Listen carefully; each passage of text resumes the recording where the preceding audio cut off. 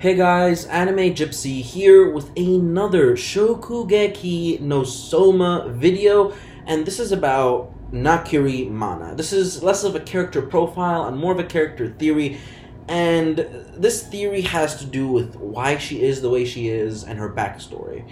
Now, Nakiri Mana, believe it or not, the first time we see her, we see a silhouette of her, isn't in the past few chapters, but in the first few chapters, when we get the introduction to Nakiri Erina. And in those chapters, we see baby Erina breastfeeding from Mana and saying that her milk is disgusting. Now, this has nothing to do with her milk, and more to do with the fact that at this point, Nakiri Mana probably realized what Erina had, and that was the God tongue.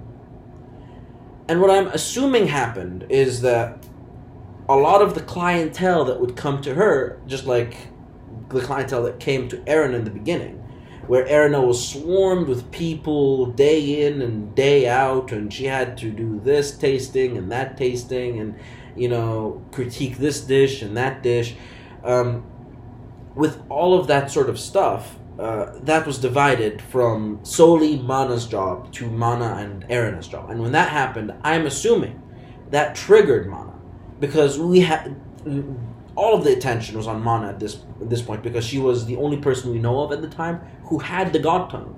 And then all of a sudden, here comes a child of prophecy, another kid with the God tongue, another person with the God tongue, and this threatened her, I believe.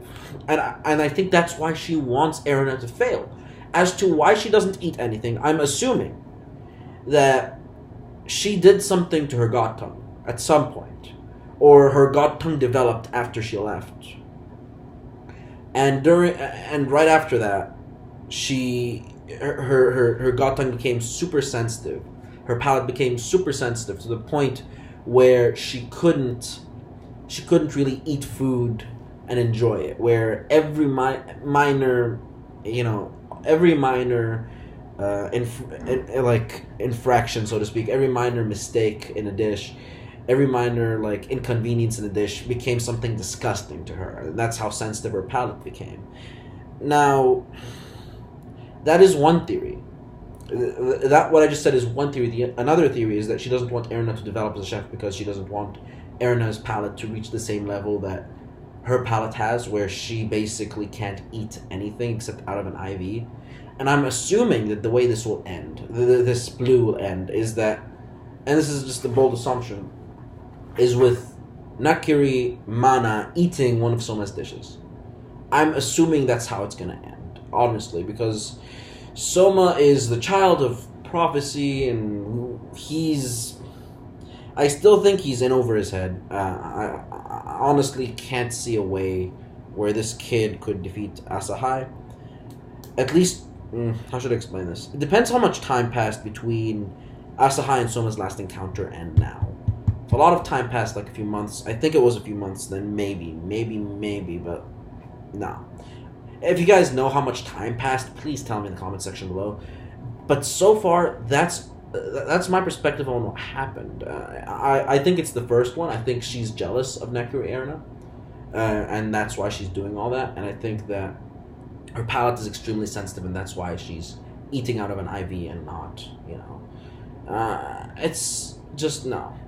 I honestly don't see it being the other way around, because no matter which way you look at it, it's a pretty screwed up thing to abandon your kid, especially when the father is who.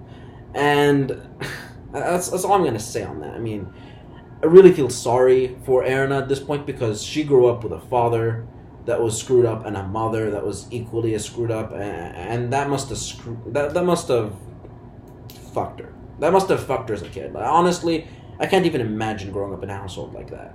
Now, if you liked the video, please leave a like. And until next time, guys, this is Anime Gypsy. I'm out. See you guys later. Bye.